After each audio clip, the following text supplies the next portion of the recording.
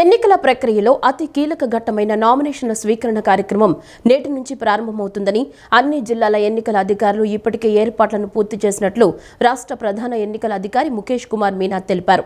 Parliament స్థానాలకు పోటీ చేసే అభ్యర్థులు ఆయా కలెక్టరేట్లో, అసెంబ్లీ స్థానాల్లో పోటీ చేసే అభ్యర్థులు ఆయా నియోజకవర్గాల ప్రధాన కేంద్రాల్లో నామినేషన్లను దాఖలు చేయాల్సి ఉంటుందన్నారు.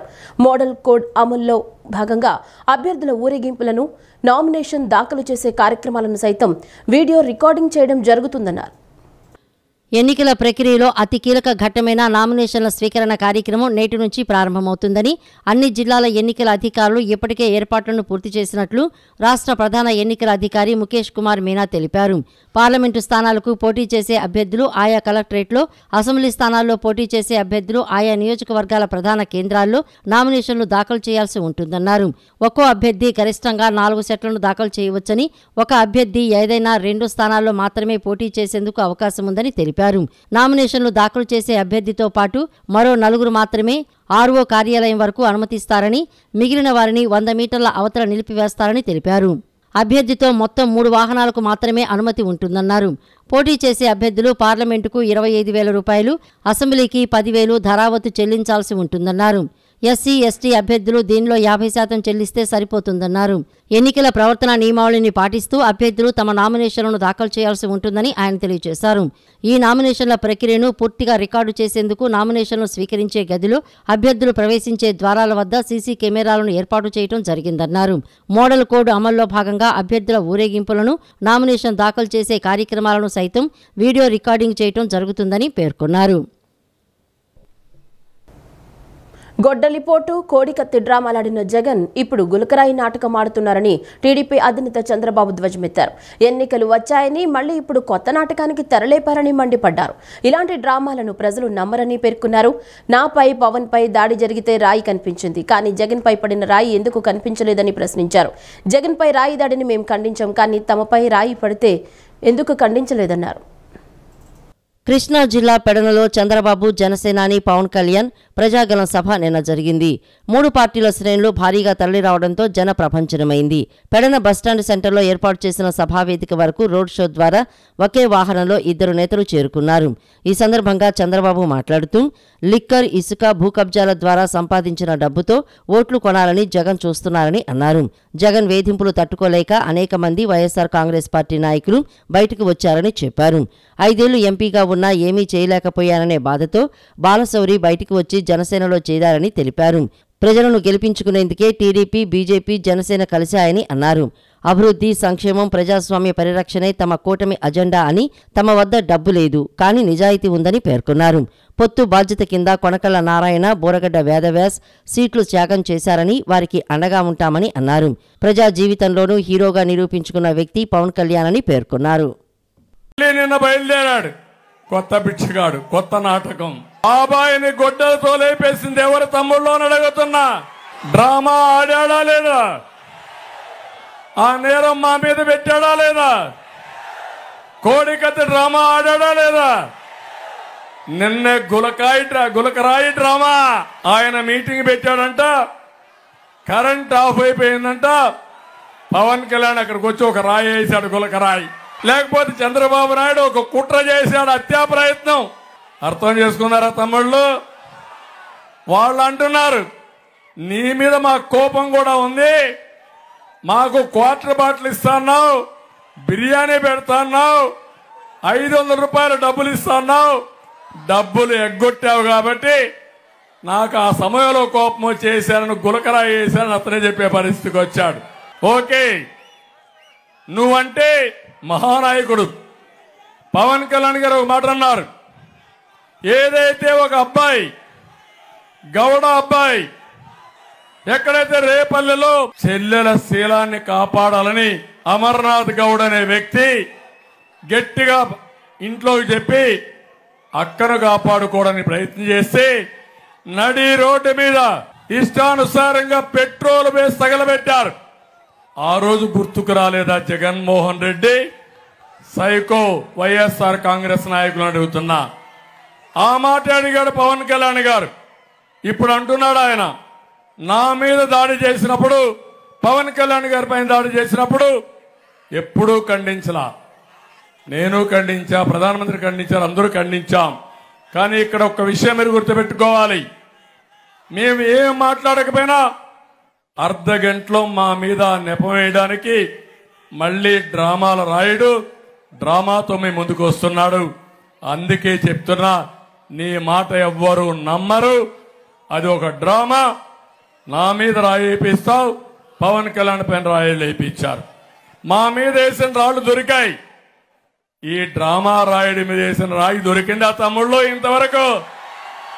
ఆ గులకరాయి కనపడందా మీకు? ఏంటి రహస్యం? అది జగన్మోహన్ రెడ్డి ఆడే నాటకాలు. మద్యం నిషేధిస్తామని చెప్పి అధికారంలోకి వచ్చిన జగన్ సారా వ్యాపారిగా మారారని జనసేన అధినేత పవన్ కళ్యాణ్ ఆరోపించారు. కల్తీ మద్యం ద్వారా 40,000 కోట్లు సంపాదించి ఆ డబ్బుతో ఓట్లు కొనేందుకు ప్రయత్నిస్తున్నారని ధ్వజమెత్తారు.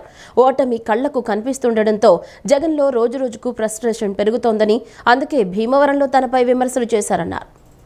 కృష్ణా జిల్లా పెడలలో నిర్వహించిన ప్రజాగలం సభలో టీడీపీ అధినేత చంద్రబాబుతో కలిసి పవన్ పాల్గొన్నారు. ఈ సందర్భంగా ఆయన మాట్లాడుతూ, భీమవరం నుంచి మారానని జగన్ చాలా బాధపడుతున్నారని, వైఎస్ఆర్ కాంగ్రెస్ పార్టీ అభ్యర్థులను ఎందుకు మార్చారో జగన్ చెప్పాలన్నారు. విద్యుత్ ఛార్జీలు 5 ఏళ్లలో 10 సార్లు పెంచారని తెలిపారు. పెడనలో ఏ పని జరగాలన్నా ఇక్కడి ఎమ్మెల్యేలకు డబ్బులు ఇవ్వాలని, మట్టి మాఫియాపై ఫిర్యాదు చేశాడని ఓ వ్యక్తిని చెట్టుకు కట్టేసి కొట్టారని అన్నారు. పట్టాదారు పాసు పుస్తకం కావాలంటే 10,000 అడిగే ఎమ్మెల్యేలు ఉన్నంతకాలం యువతకు ఉపాధి అవకాశాలు రావని పేర్కొన్నారు. మత్స్యకారుల పొట్టకొట్టే 217 జీవోను వైఎస్ఆర్ కాంగ్రెస్ పార్టీ ప్రభుత్వం తెచ్చిందని, భవన నిర్మాణ కార్మికుల సంక్షేమ నిధిని కూడా దారి మళ్లించారని పేర్కొన్నారు. మున్సిపల్ కార్మికులను ఇబ్బంది పెడుతున్నారని చెప్పారు.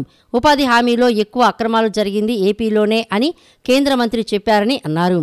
కృష్ణానదిలో ఇసుక మాఫియా ఇష్టారాజ్యంగా తవ్వకాలు జరపడం వల్ల ఈ జిల్లాలో 11 మంది చనిపోయారని అన్నారు. కూటమి అధికారంలోకి రాగానే మెగా డిఎస్సి నిర్వహిస్తామని, ప్రకృతి వనరులను దోచేసిన వైఎస్ఆర్ కాంగ్రెస్ పార్టీ నేతలకు శిక్ష పడేలా చేస్తామని పవన్ కళ్యాణ్ ప్రకటించారు. ఈ రోజున మనకి మద్యపాన నిషేధం నేను 2019లో చెప్పింది. ఆంధ్రప్రదేశ్లో మన గతంలో ఎన్టీ రామారావు గారి హయాంలో కూడా మద్యపానాన్ని నిషేధించి ప్రయత్నం చేశారు. ఆ రోజు కూడా కుదరలేదు. ముఖ్యంగా మన ఆంధ్రప్రదేశ్ అటువైపు వెళ్తే యానాము, ఒరిస్సా, ఛత్తీస్గఢ్, తెలంగాణ, తమిళనాడు ఇన్ని బార్డర్లను షేర్ చేసుకుని మద్యాన్ని నిషేధించడం చాలా కష్టమైన పని. అలా కనీసం మనకు కావాల్సిన ఆరోగ్యాలు చెడగొట్టుకున్న మందు కావాలి అని చెప్పి దీంట్లో భాగంగా ఉంటే ఈ వ్యక్తి కల్తీ మందు చేసి మద్యాన్ని నిషేధిస్తానని చెప్పి వచ్చిన వ్యక్తి దాదాపు 40,000 కోట్ల రూపాయలు ఈ రోజున డబ్బులు సంపాదించి ఆ డబ్బుతోటి ఈ రోజున మీ అందరికీ ఓట్లు కొనడానికి ప్రయత్నం చేస్తూ ఉన్నాడు. మీరు దయచేసి దీన్ని ఆలోచించండి. ఆడపడుచుల పసుపు కుంకాలు తీసేస్తున్నాడు జగన్ కల్తీ మందు పెట్టేసి. దీనిని మీరు చాలా చాలా తన్ని తగలేయండి. వైసీపీ నాయకులను చెప్తున్నాను, దయచేసి మీరు బాధ్యత తీసుకోండి. యువతకి చెప్తా ఉన్నాం, ముఖ్యంగా యువతకి, మీరు పోరాట పటిమ లేకపోతే, మీరు ఆలోచించకపోతే 2019 ఎన్నికలు ఎట్లా అయిపోయినాయి చూడండి. 2024 5 సంవత్సరాలు కాలచక్రం కిరణం తిరిగిపోయింది. డిగ్రీ ఉన్నోళ్ళు ఈ రోజున ఉద్యోగాలు లేకుండా అయిపోయారు. మనకి నరేంద్ర మోదీ గారు చెప్తాను 2047 అని. ఈరోజు దారి పడుతూ ఉన్న చిన్న పిల్లలు, వేదిక పైన ఉన్న చిన్న పిల్లలు అందరూ కూడా 2047కి మీరు 30 ఏళ్ళు వచ్చేస్తాయి మీ అందరికీ. కార్యకర్తలకు అత్యంత ప్రాధాన్యత ఇచ్చే పార్టీ టీడీపీ అని, వారి సంక్షేమం కోసం 100 కోట్లకు పైగా నిధులు కేటాయించామని ఆ పార్టీ జాతీయ ప్రధాన కార్యదర్శి నారా లోకేష్ తెలిపారు. కార్యకర్తలకు ఏ కష్టం వచ్చినా కడుపులో పెట్టుకుని చూసుకుంటామన్నారు. టీడీపీకి 70 లక్షల మంది కార్యకర్తలే ఆస్తి అని, తెలుగు జాతి అభ్యున్నతి కోసం అహర్నిశలు శ్రమిస్తామని చెప్పారు. గుంటూరు జిల్లాలోని పలు అసెంబ్లీ నియోజకవర్గాలకు చెందిన వైఎస్ఆర్ కాంగ్రెస్ పార్టీ నేతలు నిన్న లోకేష్ సమక్షంలో టీడీపీలో చేరారు. ఈ సందర్భంగా రాబోయే ఎన్నికల్లో ఆయా నియోజకవర్గాల్లో పసుపు జెండా ఎగరవేసేందుకు కలిసికట్టుగా కృషి చేయాలని నేతలకు దిశానిర్దేశం చేశారు లోకేష్. కార్యకర్తలకు ఏ కష్టం వచ్చినా కడుపులో పెట్టుకుని చూసుకుంటామన్నారు. టీడీపీకి 70 లక్షల మంది కార్యకర్తలే ఆస్తి అని, తెలుగు జాతి అభ్యున్నతి కోసం అహర్నిశలు శ్రమిస్తామని చెప్పారు. మాజీ ఎమ్మెల్యే రావి వెంకటరమణ ఆధ్వర్యంలో పత్తిపాడు, పొన్నూరు అసెంబ్లీ నియోజకవర్గాలకు చెందిన 50 మంది సర్పంచులు, ఎంపీటీసీలు, మాజీ జడ్పీటీసీలు, మాజీ కౌన్సిలర్లు తెలుగుదేశం పార్టీలో చేరారు. గుంటూరు తూర్పు నియోజకవర్గంలో మాజీ ఎమ్మెల్యే సుబానితో పాటు దాదాపు 500 మంది నాయకులు, కార్యకర్తలు తెలుగుదేశం పార్టీ తీర్థం పుచ్చుకున్నారు. వారందరికీ లోకేష్ కండువా కప్పి పార్టీలోకి ఆహ్వానించారు. అసెంబ్లీ లోక్సభ ఎన్నికల్లో పోటీ చేసే జనసేన అభ్యర్థులకు ఆ పార్టీ అధినేత పవన్ కళ్యాణ్ బీ ఫామ్లు అందజేశారు. 5 ఏళ్ల వైకాపా పాలనలో రాష్ట్రం అధోగతి పాలైందన్నారు. అందరం కలిసి రాష్ట్రాన్ని పునర్నిర్మించుకోవాల్సిన అవసరం ఉందన్నారు. మంగళగిరిలోని జనసేన పార్టీ కేంద్ర కార్యాలయంలో ఏర్పాటు చేసిన కార్యక్రమంలో 21 అసెంబ్లీ 2 లోక్సభ అభ్యర్థులతో ఆ పార్టీ అధినేత పవన్ కళ్యాణ్ ప్రతిజ్ఞ చేయించారు. అసెంబ్లీ లోక్సభ ఎన్నికల్లో పోటీ చేసే జనసేన అభ్యర్థులకు ఆ పార్టీ అధినేత పవన్ కళ్యాణ్ బీ ఫామ్లు అందజేశారు. తొలుత నాదెండ్ల మనోహర్కి బీ ఫామ్ అందజేశారు. ఈ సందర్భంగా పవన్ మాట్లాడుతూ 5 ఏళ్ల వైఎస్ఆర్ కాంగ్రెస్ పార్టీ పాలనలో రాష్ట్రం అధోగతి పాలైందని అన్నారు. అందరం కలిసి రాష్ట్రాన్ని పునర్నిర్మించుకోవాల్సిన అవసరం ఉందన్నారు. ప్రజలే దేవుళ్లు, ప్రజలకు నిత్యం అందుబాటులో ఉంటామని అన్నారు. పోలవరం పూర్తి చేసి నదుల అనుసంధానానికి కృషి చేస్తామని తెలిపారు. విద్య, ఉపాధి అవకాశాలు అభివృద్ధికి కంకణబద్దులై పనిచేస్తామని చెప్పారు. వలసలు లేని, పస్తులు లేని వికసిత ఏపీ ఏర్పాటు మనందరి బాధ్యత అని జనసేన, టీడీపీ, బీజేపీ కూటమి గెలుపునకు చిత్తశుద్ధితో కృషి చేస్తామని పేర్కొన్నారు. అవినీతి, రాక్షస పాలనను తరిమి కొట్టాలని, అందరూ కలిసి పనిచేయాలని, ప్రజల్లోకి వెళ్లాలని అన్నారు. వివాదాలకు తావు లేకుండా రాష్ట్రాభివృద్ధిలో భాగస్వాములు కావాలని పార్టీ అభ్యర్థులకు దిశానిర్దేశం చేశారు. ఈ రోజున ఒక పాలకొండ మినహా దాదాపు 20 మంది ఎమ్మెల్యేలుగా 2 పార్లమెంట్ సభ్యుల్ని ఈరోజు అందరికీ బీఫామ్స్ ఇవ్వడం జరిగింది. పాలకొండ అభ్యర్థి కూడా దారిలో ఉన్నారని తెలుస్తూ ఉంది. వరుస వారికి కూడా అందజేస్తాం. ఈ ఎన్నికలు చాలా కీలకమైనవి. ఈ ఎన్డీఏ అలయన్స్ కూడా 2019 మేము రిజల్ట్స్ తర్వాత నుంచి చాలా కీలకంగా పనిచేసి ఒత్తిళ్లను ఎదుర్కొని రాష్ట్రం సుభిక్షంగా ఉండాలి, ఓటు చీలకుండా ఉండాలి, ఈ అవినీతి పాలన, ఈ దుష్ట పాలన అంతమొందించాలి అని ఒక దృఢమైన సంకల్పంతో ఈ రోజున ఎన్డీఏ అలయన్స్ని ఫామ్ చేసాం. మా బాధ్యత ముందు నుంచి మేము చెప్తా ఉన్నది పొలిటికల్ అకౌంటబిలిటీ. ప్రజలకి మేము జవాబుదారీతనం వహిస్తాం. దాంట్లో భాగంగానే మా ఎమ్మెల్యే అభ్యర్థులందరికీ, మా ఎంపీ అభ్యర్థులందరికీ మేము రాష్ట్ర ప్రజలకి ఈ ప్రతిజ్ఞ చేస్తున్నాం. శ్రీరామ నవమి సందర్భంగా విజయవాడ ఇంద్రకీలాద్రి కనకదుర్గమ్మ ఆలయంలో మహామండపం 7వ అంతస్తు నందు సీతారాముల కళ్యాణ మహోత్సవం కన్నుల పండుగగా సాగింది. ధర్మపదం వేదిక నందు ఆలయ ప్రధాన అర్చకులు మరియు అర్చక సిబ్బందిచే వేద పండితుల మంత్రోచ్చరణలు మరియు మంగళ వాయిద్యాల నడుమ కళ్యాణ విశిష్టతను వివరిస్తూ శాస్త్రోక్తంగా సీతారాముల వారి కళ్యాణం అత్యంత వైభవంగా నిర్వహించారు. ఆలయ కార్యనిర్వహణాధికారి కెఎస్ రామారావు శ్రీ సీతారామస్వామి వార్లకు, లక్ష్మణ ఆంజనేయ స్వామి వార్లకు పట్టు వస్త్రాలు సమర్పించారు. భక్తులు పెద్ద సంఖ్యలో విచ్చేసి జగదాభిరాముడు కళ్యాణ మహోత్సవాన్ని తిలకించారు. కళ్యాణం అనంతరం ఈవో రామారావు భక్తులకు పానకం పంపిణీ చేశారు. రాజధాని అమరావతి నమూనా గ్యాలరీని దుండగులు ధ్వంసం చేశారు. గతంలో ఉద్దండరాయుని పాలనలో రాజధాని శంకుస్థాపన జరిగిన ప్రదేశంలో నమూనా గ్యాలరీని ఏర్పాటు చేశారు. ఇది ధ్వంసమైనట్లు స్థానిక రైతులు గుర్తించారు. అమరావతి ముఖ చిత్రం, చారిత్రక కట్టడాలు, మ్యాప్లు, కట్టడాలకు సంబంధించిన నమూనాలు, విశేషాలను తెలిపే బోర్డులను గుర్తు తెలియని వ్యక్తులు పగలగొట్టారు. రాజధాని అమరావతి నమూనా గ్యాలరీని దుండగులు ధ్వంసం చేశారు. గతంలో ఉద్దండరాయుని పాలెంలో రాజధాని శంకుస్థాపన జరిగిన ప్రదేశంలో నమూనా గ్యాలరీని ఏర్పాటు చేశారు. ఇది ధ్వంసమైనట్లు స్థానిక రైతులు గుర్తించారు. అమరావతి ముఖ చిత్రం, చారిత్రక ఘట్టాలు, మ్యాపులు, కట్టడాలకు సంబంధించిన నమూనాలు, విశేషాలను తెలిపే బోర్డులను గుర్తు తెలియని వ్యక్తులు పగలగొట్టారు. వైఎస్ఆర్ కాంగ్రెస్ పార్టీ ప్రభుత్వం ఏర్పడిన తర్వాత రాజధాని శంకుస్థాపన జరిగిన ప్రదేశానికి సరైన రక్షణ ఏర్పాటు చేయలేదు. ఆ ప్రాంగణానికి ఉన్న గేట్లను అక్రమార్కులు తొలగించి పక్కన పడేశారు. ప్రస్తుతం అక్కడ సెక్యూరిటీ సిబ్బంది కూడా లేరు. రాజధాని ప్రాంతంలో ఇప్పటివరకు రోడ్లను ధ్వంసం చేసి ఇసుక, కంకర, మట్టి, ఇనుము చోరీ చేసిన దుండగులు ఇప్పుడు శంకుస్థాపన ప్రాంతాన్ని ధ్వంసం చేయటం దారుణమని రైతులు ఆగ్రహం వ్యక్తం చేస్తున్నారు. రాజధాని ప్రాంతంలో నిలిచిపోయిన కట్టడాలను ప్రధానమంత్రి నరేంద్ర మోడీ ఉద్దండరాయునిపాలెం గ్రామంలో అమరావతి రాజధానికి శంకుస్థాపన చేసిన ప్రదేశాన్ని దుండగులు కూల్చివేసిన నమూనాలను గుంటూరు జిల్లా పార్లమెంటు కూటమి అభ్యర్థి పెమ్మసాని చంద్రశేఖర్ పరిశీలించారు. గన్నవరం మండలం కేసరపల్లి గ్రామ పంచాయతీ వెంకట నరసింహరాపురం కాలనీ వాసులు త్రాగునీరు కోసం రోడ్లు ఎక్కవలసిన పరిస్థితి నెలకొంది. గత 20 రోజుల నుంచి కాలనీలో నీటి సమస్య ఉందని కేసరపల్లి సర్పంచ్ పంచాయతీ కార్యదర్శికి తెలియజేసినా కనీసం ఇటువైపు కన్నెత్తి చూడడం లేదని కాలనీ వాసులు ఆగ్రహం వ్యక్తం చేశారు. నాయకులు, అధికారులు స్పందించి తాగునీటి సమస్యను పరిష్కరించాలని కోరుతున్నారు.